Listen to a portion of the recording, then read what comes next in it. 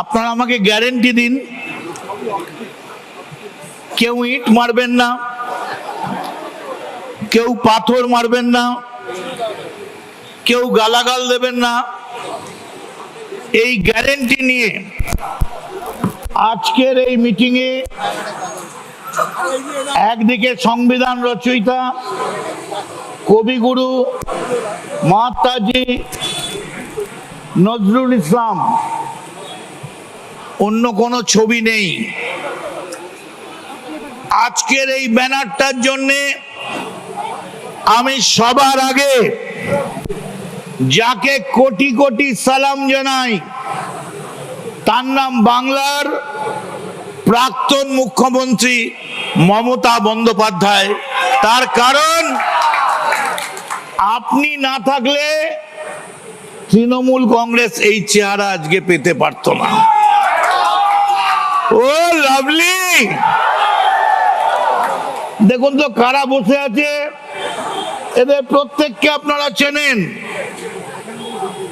মহামান্য মহানাগরিক থেকে শুরু করে মন্ত্রী ঋতব্রত, আকরুজ্জামান, বিপ্লব দা, আমাদের অরূপ রায়, সবাই বসে আছেন।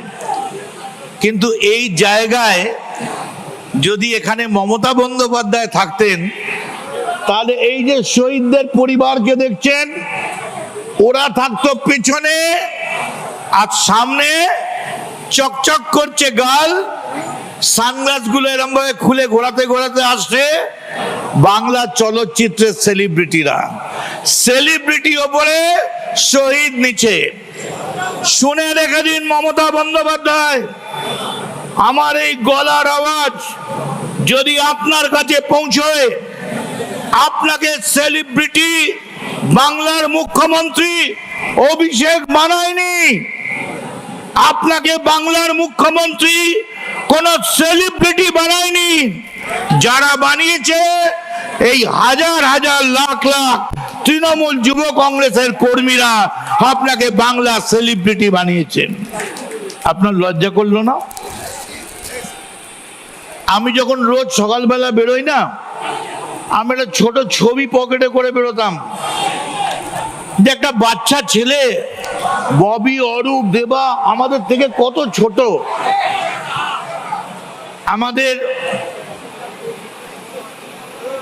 ঋতব্রত থেকে শুরু করে আমাদের আরো যারা নেতৃত্ব আছে, একটা ছোট্ট ছেলে কত কষ্ট করে রোজগার করে লিভস অ্যান্ড বাউন্সের নামে, আর সমস্ত টাকাটা দিয়ে প্লেন আর হেলিকপ্টার কিনে সেই দিয়ে গোটা পার্টিটার খরচ চালায়। সেলাম অভিষেক, আমি তোমায় সেলাম জানাই। কিন্তু যেদিন খবরের কাগজে দেখলাম অরূপ বিশ্বাস গিয়ে তালা চাবিটা মেরে দিয়েছে, সেদিন জানতে পারলাম ওই টাকাটা অভিষেকের পিতৃদেবের ছিল না, ওটা তৃণমূল কংগ্রেসের টাকা ছিল। যে তৃণমূল কংগ্রেসের কর্মীরা রাস্তায় হেঁটে, পায়ে হেঁটে মিছিল করে, লজ্জা লাগে না? আজকের এই 3 টুকরোর জন্য কে দায়ী? যদি হিম্মত থাকে মমতা বন্দ্যোপাধ্যায়, আপনি হেঁটে আসুন, একটা ডিমও পড়বে না। আপনি হেঁটে আসুন, আমরা আমাদের এই গলার উত্তরীয় আপনার পায়ের তলায় পেতে দেবো। আমাদের গলার উত্তরীয় আপনি মারিয়ে নিয়ে আসবেন, খালি বলবেন হ্যাঁ আমার ভুল হয়েছিল, আমি গান্ধারীর মতো পুত্র স্নেহে অন্ধ ছিলাম, আমার অন্যায় হয়েছিল। কেউ ডিম মারবে না। আপনি একবারও ভাবলেন না দলটার কথা? সেই দিনটার কথা একবারও ভাবলেন না?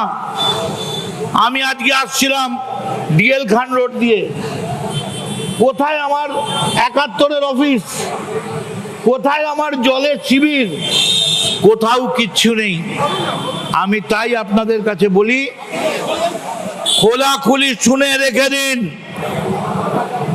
আমি অন্য কাউকে নয়, মমতা বন্দ্যোপাধ্যায়কে বলছি। অভিষেক 1 ঘন্টা টাইম দিয়েছে, আপনাকে আমরা 1 মাস টাইম দিচ্ছি, আপনি অভিষেকের হাত ছেড়ে দিয়ে তৃণমূল কংগ্রেসের এই যে তৃণমূলের ছেলেরা আছে তাদের হাত ধরুন। আপনার পার্টিটা তৃণমূলের পার্টি, ওটা অভিষেকের পার্টি নয়।